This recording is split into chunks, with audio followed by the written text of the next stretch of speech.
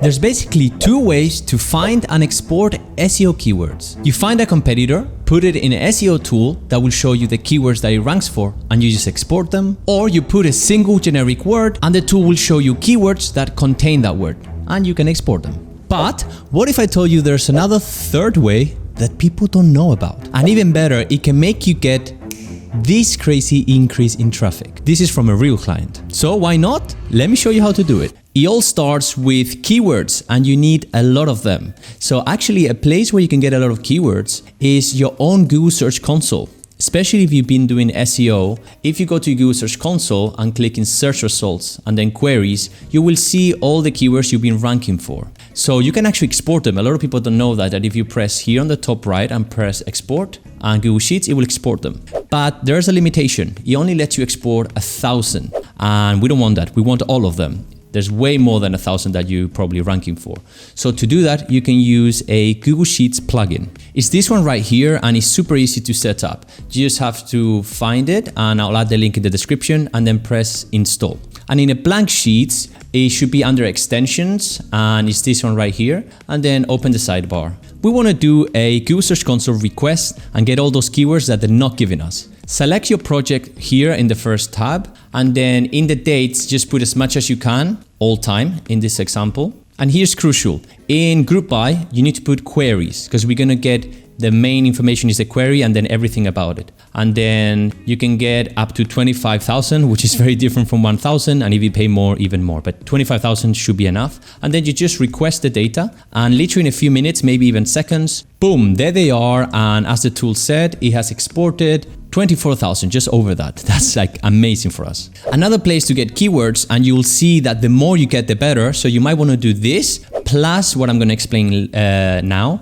Or if you are not doing SEO and you're not ranking in Google Search Console, you might not have a lot of keywords here. So it's going to a SEO tool that will actually give you a lot of keywords that contain that first word that you put. So for my client, this topic is very relevant. And if you put it in the tool and you click in matching terms, and by the way, you can use Ahrefs or SEMrush, they are sort of the two biggest tools, you will see that the tool has found over 100K keywords. This is a lot, and unless you have a very high plan, you cannot export all of that, but that's fine because we're not trying to find keywords now. We're trying to use keywords to find keywords. You'll understand. So all you can do is just put dementia there or whatever is your topic. Make sure that that first word that you put is as generic as possible. And it doesn't even need to be one. Some businesses do different things, so they will have different seed keywords, like I call them. And with this, you just press here export, and whatever your plan lets you do. In this case, for me, it's 30K, and I will just export that. So the important thing is that you have the column A with the keywords. In column B and C and so on, you might have this information from Google Search Console, or if you export it from Ahrefs, you will have the volume and so on.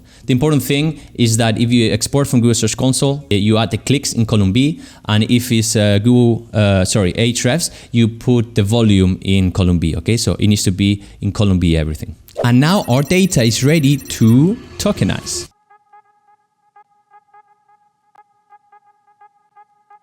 So you might be wondering, what the hell does tokenizing mean? It's essentially a way of dealing with data, and how it works is that you can find data in the keywords that we have, and in this case is words, whether single words or most of them have several words in them. So when you tokenize, you're actually singling out each of the words inside all of the words. So like you can see here, now they're all separate. And in this case, for our advantage, we're actually going to count the frequency. So the amount of times each word, single word, has been mentioned in all of our keywords, whether they were single keywords or, a word as part of a keyword that has several words. Okay. So knowing the frequency will be extremely relevant. And who's going to do that for us? ChatGPT, of course, because I don't even know how you can do this yourself. So what I did is I created this prompt where you're giving the instructions to ChatGPT, and luckily I spent a lot of hours getting angry at ChatGPT because it didn't listen, it missed keywords, it didn't do it correctly. But if you give the instructions correctly, like I did here with examples and so on, it works. So actually, you don't have to write this prompt yourself. You can actually get it if you go to the link in the description, and in there you put your email, and I'll send you this prompt plus many other prompts I mentioned in other videos and tools and so on. Okay, so you'll get everything there just in my link in the description. So all you have to do is, in the file that you have, delete everything that is not the keyword and the clicks or volume from Ahrefs and actually download it as Microsoft Excel or CSV. It doesn't really matter. Then you can upload it to ChatGPT from here, pressing this button, and then you can go to the prompt that I had here, okay, that you'll get in the email that I'll send you, which is automatic. Once you put your email, you get it. You don't have to wait. And then you just paste it. And there's one important thing here. As you can see, I mention X, okay, on itself. So what you want to do is count how many keywords are actually in your list, 24,078, sorry, and then actually put that there, okay? There, and I believe it's somewhere else. No, just there actually, okay? This way it helps ChatGPT understand how many there are, and it makes sure that it's not going to just stop counting words. Because as you can understand probably now, it's really important that ChatGPT understands and adds all the words in our huge list, because we're looking at the frequency. So if he suddenly stops counting from 10,000, all those 10,000 to 74, they're not going to be counted for the frequency, and the frequency will help us understand if something is important or not. Having the frequency is definitely enough to do the task, but if you also have the volume summed up, that's great.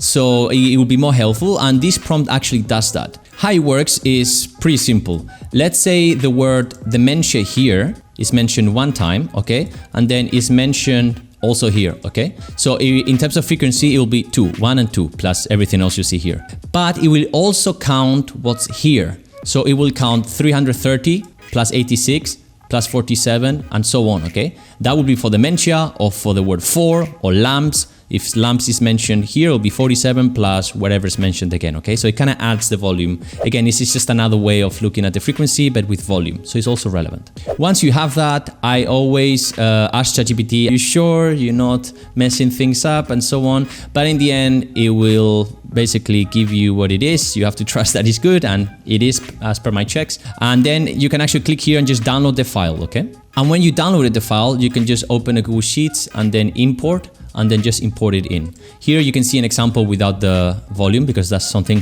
when I did this research for my client I didn't know yet. But again, frequency is normally just enough to do this. And now by having this, we just have to do one extra step for you to find keyword ideas and create pages and start to get these results in Google.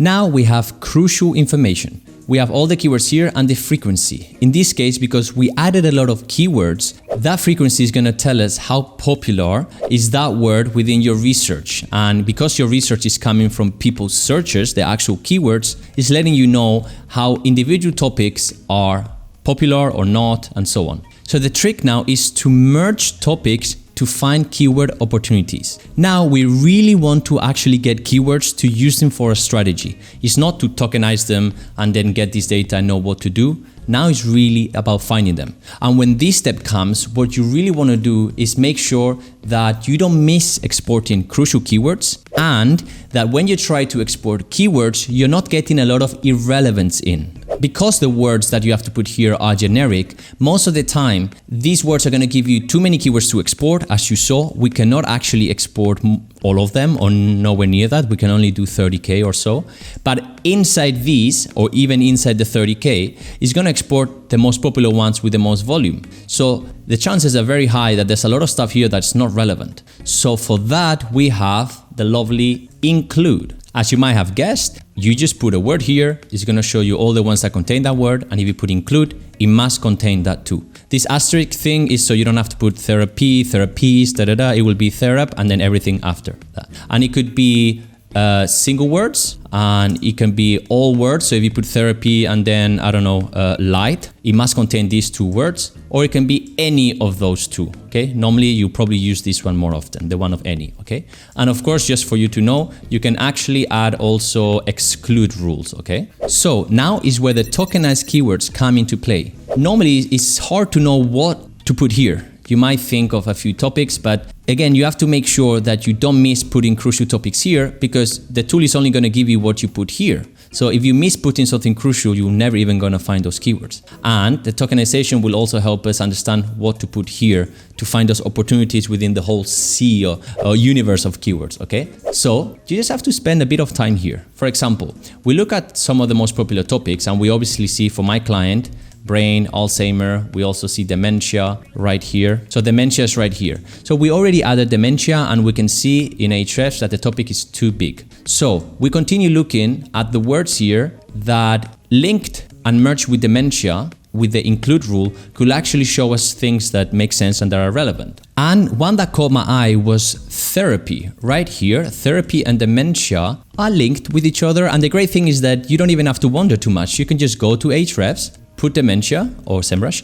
and then put therapy, and then let's see what happens. Several things can happen. Let's see what happens, show the results, and there it is. So there's a few things you need to look at here.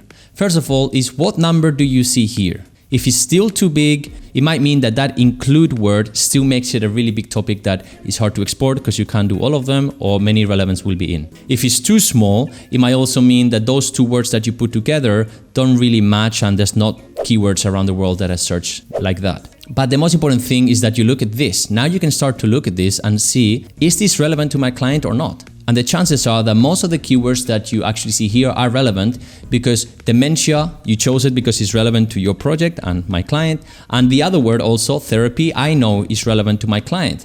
So chances are, again, that everything here is going to be pretty relevant, or at least that the rate between relevant and irrelevant, it's good enough to actually decide to export, because you're never going to be able to export only 100% relevant stuff, okay? To do that, you will have to spend a lot of time here. Every time you see a word, exclude, and that's messy, okay? So this is a reasonable amount of keywords, and all the opportunities I'm seeing here are absolutely amazing. As you can see here, because all these I already did, so you can see you have the results from my client with keywords. Where do we rank with keywords containing therapy, the word? And look at all of this. Not only did we actually find all these keywords, but we created pages for them, and we succeeded big time. At the moment, getting around 37 clicks a day, only from keywords that contain therapy. If you take that filter and just see all the clicks, we're getting around almost 1,000 clicks a day. And this is from a client that there was no SEO, and they got, normally it's around 10, 20 clicks a day, depending on how big the brand is.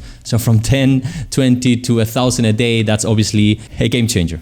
And right here, you can just spend hours. Another one that I saw is Alzheimer, and Alzheimer's, of course, that's relevant.